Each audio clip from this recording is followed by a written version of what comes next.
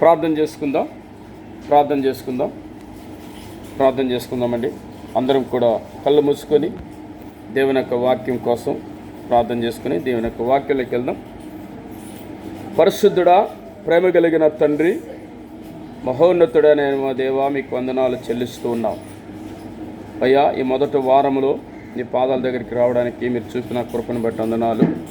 చక్కగా ఇప్పటి వరకు కీర్తన ద్వారా నాయన మహిమపరిచాం, ఘనపరిచాం. నీ వాక్యాన్ని కూడా మేము ధ్యానిస్తుండగా సహాయం చేసి మీ నామ మహిమ పొందుకోమని కూడి వచ్చిన ప్రతి బిడ్డను కూడా తండ్రి నీ బలమైన చేతులకు అప్పగిస్తున్నాం. పరిశుద్ధాత్మ తండ్రి, మీ నడిపింపుని, మీ సహాయాన్ని మాకు దయచేసి అయా మీ వాక్యాన్ని అందరితో మీరు మాట్లాడి మహిమ పొందుకోమని యేసుక్రీస్తు నామములో ప్రార్థించి అడుగుచున్నాం తండ్రి. ఆమేన్, ఆమేన్. దేవుని నామానికి మహిమ కలిగిన గాక.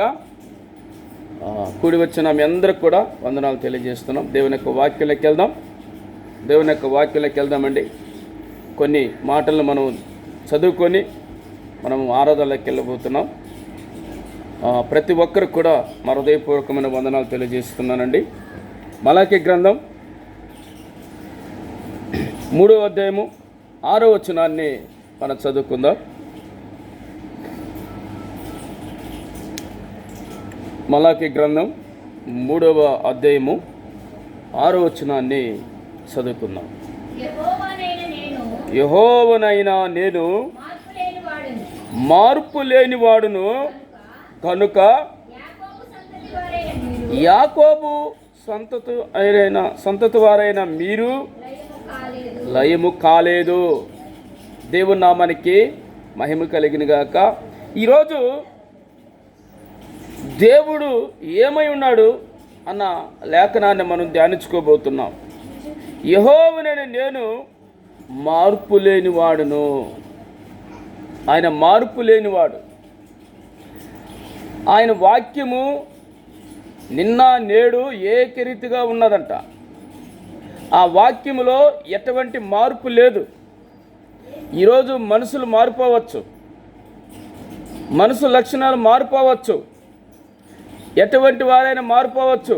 కానీ దేవుని యొక్క వాక్యంలో ఈరోజు ఆయన ఎలాంటి వాడు, మార్పు లేనివాడని, ఆయన మాట తప్పని వాడని, ఆయన వాక్యములో నిన్న నేడు ఏకరీతిగా ఉందని మనము ధ్యానించుకోవచ్చు అనండి. అందుకే ప్రియులారా, మార్పు లేని వాడును కనుక మీరు యాకోబు సంతతి వారైన మీరు లయము కాలేదు అంటాడు. ఎందుకంటే ఆయన కొన్ని సంవత్సరాల క్రితము మన జీవితంలో ఏ మాట అయితే ఇచ్చాడో, ఏ వాగ్దానం అయితే చేశాడో, ఏ నిబంధన అయితే చేశాడో దాన్ని నెరవేర్చగలిగిన వాడుగా ఉంటున్నాడు. ఎప్పుడో ఆయన ఇచ్చిన వాగ్దానాలను కూడా ఈ దినాన మన జీవితంలో నెరవేరుస్తూ ఉన్నాడు. అందుకే ఆయన అంటున్నాడు, నేను మార్పు లేని వాడిని, నేను నిన్న నేడు ఏకరీతిగా వాడిని, నేను మాట తప్పను. ఎందుకు తెలుసా? మనుషులు మార్పులు చెందుతూ ఉంటారు, మనుషులు మారిపోతూ ఉంటారు, వారు మాట కూడా తప్పిపోతుంటారు. కానీ దేవుడు మన జీవితంలో ఇచ్చిన వాగ్దానము ఆయన నెరవేర్చగలిగిన శక్తిమంతుడిగా ఉంటున్నాడు. ప్రియులారా, కొన్ని లేఖనాలు కొన్ని సందర్భాల్లో మనము ధ్యానించుకోబోతున్నాం.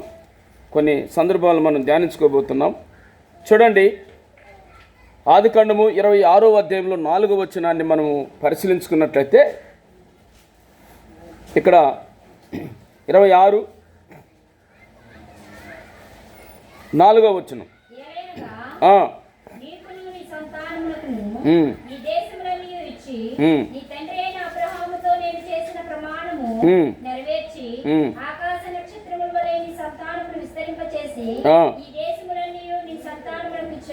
ఓకే,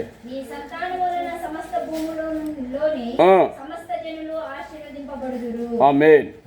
ఇక్కడ అన్నాడు, నీ తండ్రి అయిన అబ్రహాముతో నేను చేసిన ప్రమాణము నెరవేరుస్తాను. నీ తండ్రి అయిన అబ్రహాముతో ఏ వాగ్దానం అయితే ఇచ్చానో, ఏ మాట అయితే ఇచ్చానో దాన్ని నేను నెరవేర్చగలిగిన వాడని అంటున్నాడు. అంటే ఆయన మాట ఇచ్చాడు, ఎప్పుడో ఇచ్చాడు.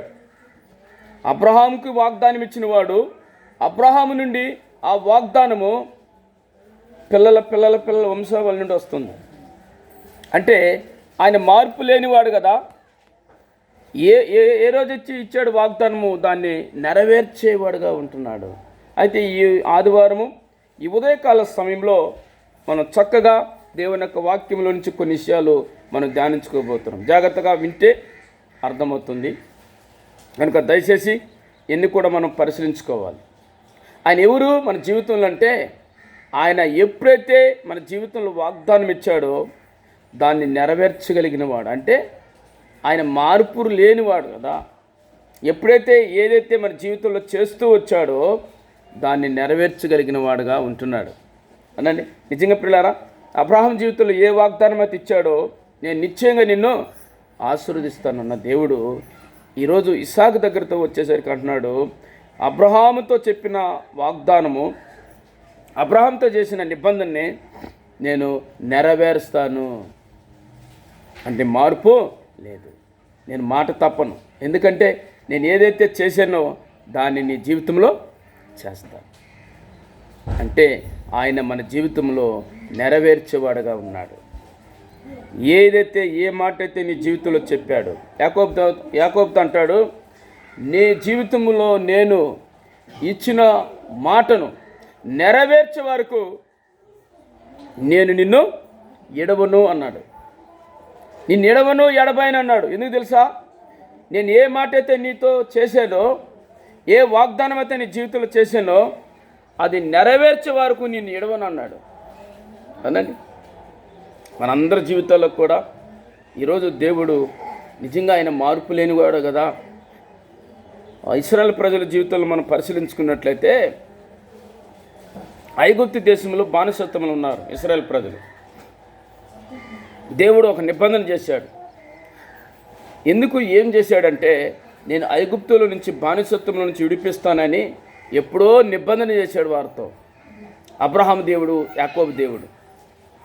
అది ఎన్ని సంవత్సరాల తర్వాత నెరవేర్చినాడు దాన్ని అంటే 430 సంవత్సరాల తర్వాత వారికి ఒక గొప్ప విడుదల కలిగిందంట. ఇశ్రాయేలు ప్రజలకి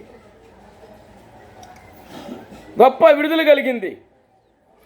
ఎన్ని సంవత్సరాల తర్వాత అంటే వారితో దేవుడు ఒక నిబంధన చేశాడు, మీరు నశించిపోరు, మీరు లయము కారు, మిమ్మల్ని ఎప్పటికైనా నేను ఇడిపిస్తానన్న దేవుడు ఒక రోజుకి అది నెరవేర్చబడింది వారి జీవితంలో.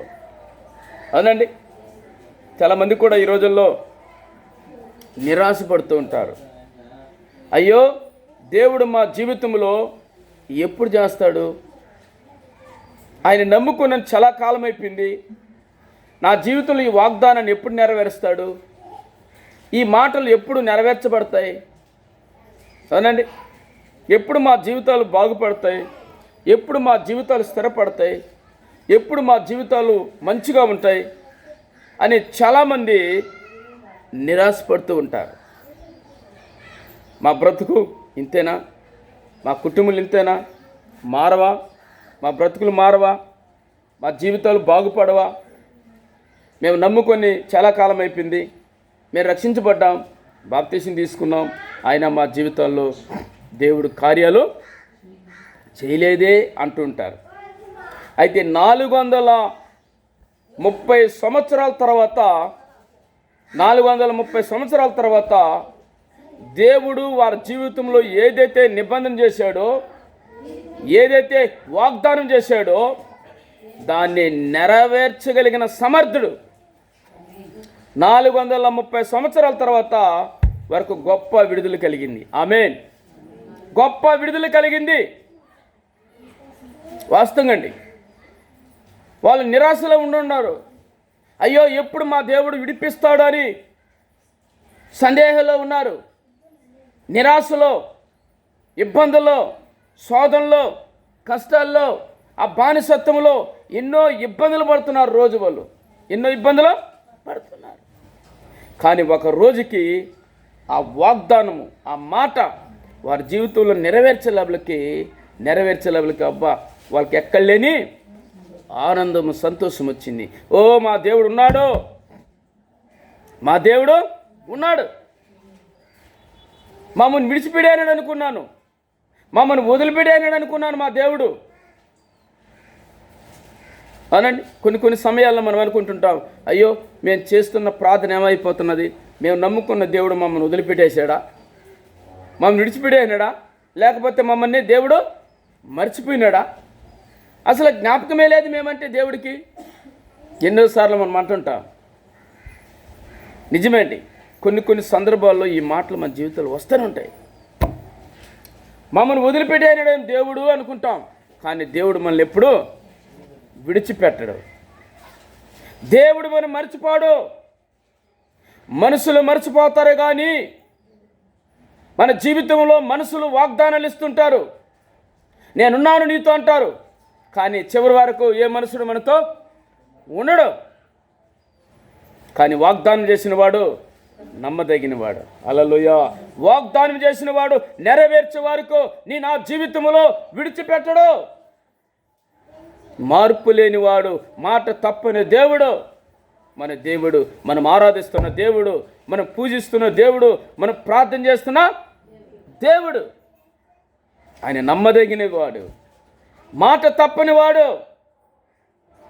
ఈరోజు మన జీవితంలో ఎన్నో నిరాశలు రావచ్చు, ఎన్నో భయంకరమైన పరిస్థితులు రావచ్చు. మమ్మల్ని మర్చిపోయిన దేవుడు, మమ్మల్ని వదిలేనాడా, మమ్మల్ని విడిచిపెట్టానాడా, ఏంటి మమ్మల్ని అసలు పట్టించుకోలేదు దేవుడు. ఆయన నెరవేర్చేవాడుగా ఉంటున్నాడు. ప్రియులారా, ఈరోజు నా జీవితంలో వాగ్దానాలు ఇచ్చిన వాడు నమ్మదగిన వాడుగా ఉంటున్నాడు. ఆయన ఎప్పుడు మాట తప్పువాడు. కాలాలు మారిపోయినా, యుగాలు మారినా, రోజులు మారిపోయినా, సంవత్సరాలు మారిపోతున్నా, మనుషులు మారిపోతున్నా, ఆయన వాక్యములో మార్పు లేదు. ఉందా? జీవ గ్రంథంలో ఎక్కడన్నా వాక్యంలో మార్పు ఉందా? మార్పు లేదండి. మనుషులు వాగ్దానాలు ఇస్తారు, వాళ్ళు మారిపోతుంటారు. ఈరోజు ఇచ్చిన మాట రేపు దినాన నెరవేర్చలేరు వాళ్ళు. ఈరోజు మాట ఇస్తారు, రేపటి దినాన నువ్వు అడిగినావు అనుకోండి, ఏమంటారు వాళ్ళు? అయ్యో నీ మాట మర్చిపోయినామే అంటారు. మనుషుల్లో ఉన్న స్వభావం అది. కానీ మన దేవుల్లో ఉందా? మన దేవుల్లో అటువంటి మనసు లేదు. అందుకే ప్రియులారా, ఆయన మర్చిపోడు.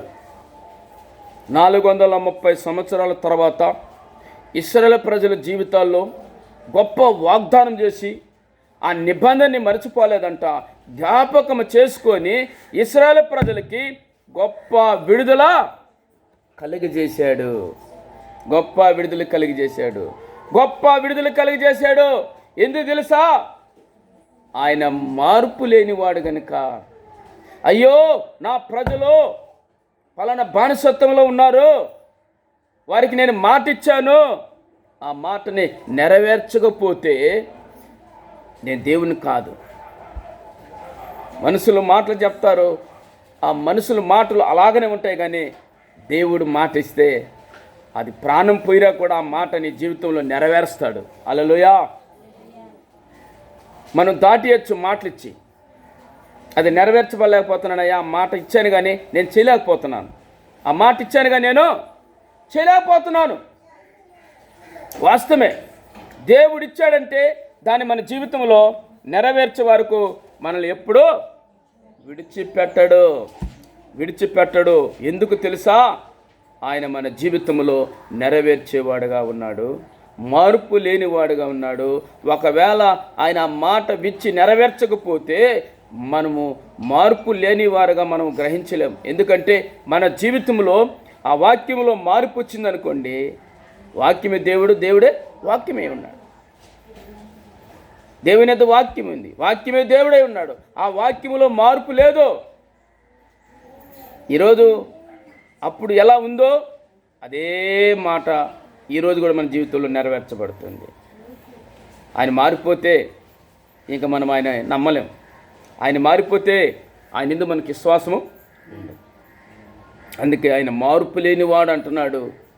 ఆయన అబ్రహాము దేవునితో చేసిన వాగ్దానము ఈరోజు ఇస్సాకుతో అంటున్నాడు, నేను చేసిన ప్రమాణము నెరవేరుస్తాను. ఇస్సాకు, మీ తండ్రితో చేశాను నేను, మీ తండ్రితో అబ్రహాము మీ తండ్రితో చేశాను వాగ్దానము, అది నీ జీవితంలో నేను నెరవేరుస్తాను. ఇస్సాకు జీవితంలోనే కాదు, మనందరి జీవితాల్లో కూడా ఆయన వాగ్దానం నెరవేర్చబడుతుంది. ఆమేన్. నెరవేర్చబడుతుంది. ఈరోజు యోసేపు చెరసాల్లోకి వెళ్ళిన తర్వాత చెరసాల్లో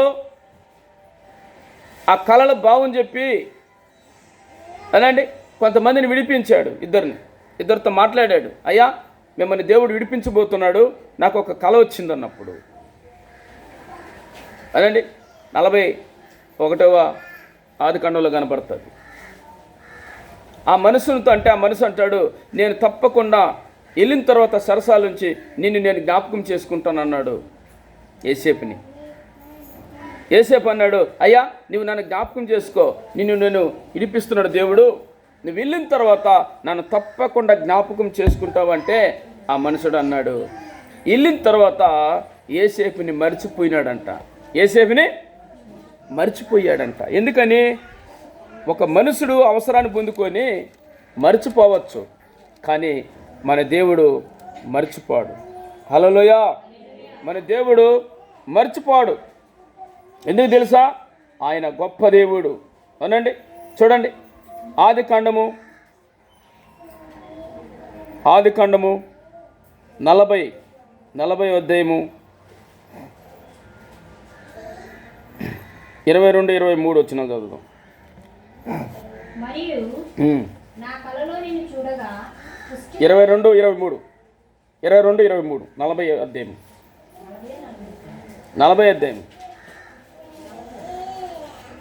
22-23 పానదాయకుల అధిపతి 22-23 మరియు యోసేపు వారికి తెలిపిన భావము చొప్పున భక్షకారుల అధిపతిని వేలాడదీయించెను.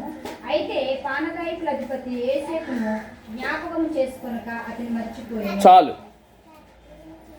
యోసేపు ద్వారా విడిపించబడ్డాడు. అయితే మనుషుల్లో ఉన్న స్వభావం చెప్తున్నాను, దేవుడు మనల్ని మర్చిపోవడం అంటున్నది వాక్యం. ఎందుకంటే ఆయన ఇచ్చిన వాగ్దానం నెరవేర్చేవాడు ఆయన. ఈరోజు యోసేపుని మర్చిపోయినాడు. అదే దేవుడు యోసేపుని మర్చిపోయింటే ఇప్పుడు ఐగుప్తు దేశంలో ప్రధానమంత్రి అయి ఉంటాడా? అయి ఉండడు. ఆ నిబంధన వాగ్దానము ఇస్సాకు జీవితంలో కాదు, యోసేపు జీవితంలో కూడా నెరవేర్చినాడు. ఐగుప్తు దేశంలో అబ్రహాం జీవితంలో నెరవేర్చిన వాడు, ఇస్సాకు జీవితంలో నెరవేర్చిన వాడు, యాకోబు జీవితంలో చేశాడు. యాకోబు జీవితంలో చేసిన దేవుడు ఇస్సాకు జీవితంలో చేశాడు, యోసేపు జీవితంలో చేశాడు. ఐగుప్తు దేశంలో ఏం చేశాడు? యోసేపునంటే ఆశీర్వదించాడు. ఒక మనుషుడు మర్చిపోయినాడు, కానీ దేవుడు మర్చిపోయాడా? మర్చిపోలేదండి. చెరసాల నుంచి దేవుడు విడిపించాడు, గుంటలో నుంచి లేపాడు. ఎందుకు తెలుసా? యోసేపు జీవితంలో ఒక నిబంధన చేస్తున్నాడు దేవుడు, అది నెరవేర్చాలి. ఏంటి ఆ వాగ్దానం అంటే? ఐగుప్తు దేశంలో ఒక అధిపతి చేయాలి. ఆయన మాట ఇచ్చినాడు కదా, ఆ నిబంధన నెరవేర్చాలి కదా. ఈరోజు ఆ మాటని నెరవేర్చడానికే దేవుడు ప్రియులారా మన జీవితంలో ఒక వాగ్దానం ఇచ్చాడు.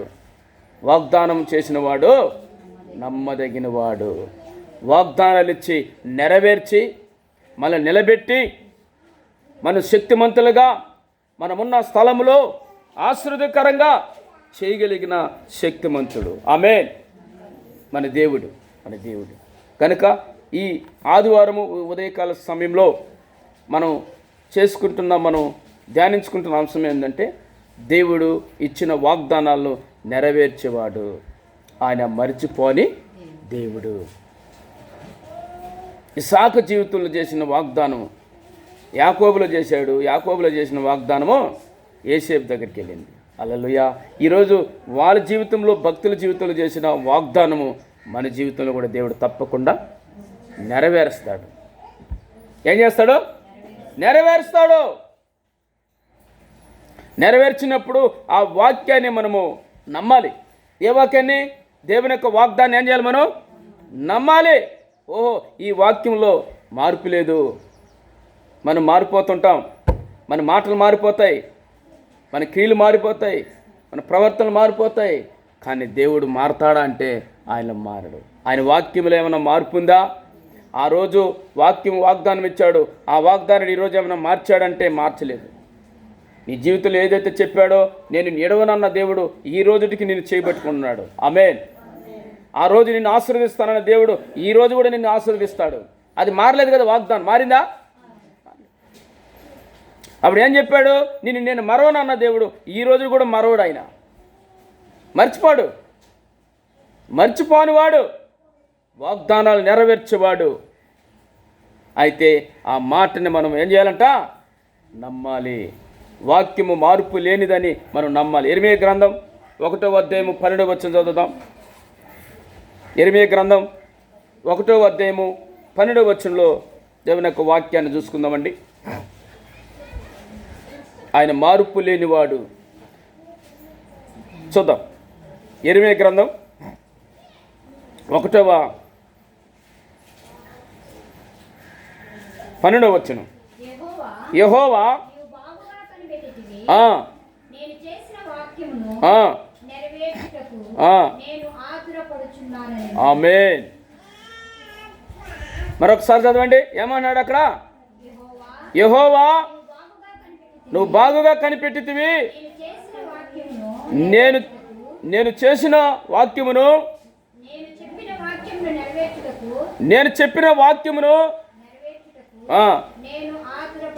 నేను బాగా చదువు. ఓకే. నేను ఆత్రపడుచున్నాను.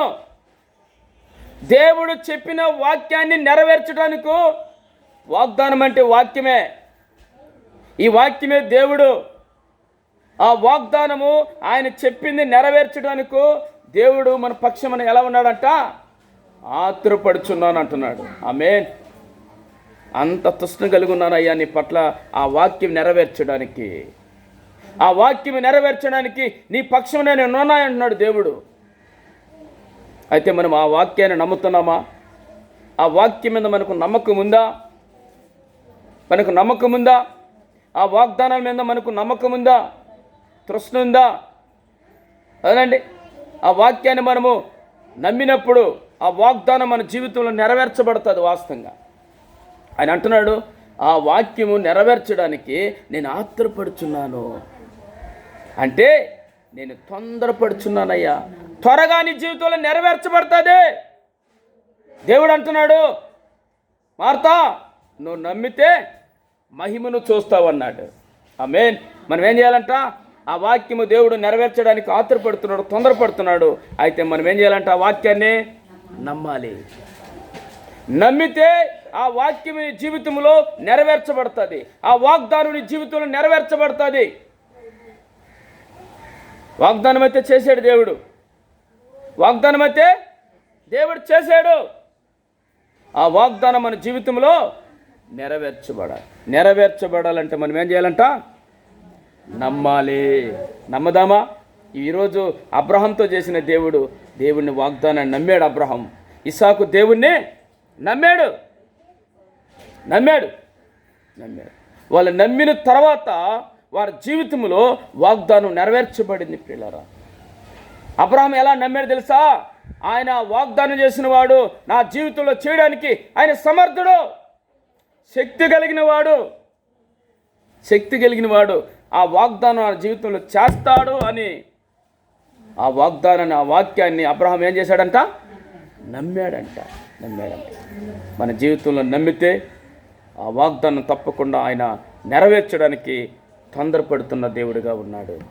త్వరగా ఆ వాగ్దానం చేయడానికి ఆయన ఆత్రపడుతున్న దేవుడిగా ఉన్నాడు. ఆ వాగ్దానాన్ని మనం పొందుకొని మన జీవితంలో ప్రియులారా మనము ఆశీర్వదించబడాలి. ఆమేన్. నమ్మాలి. నమ్ముదామా?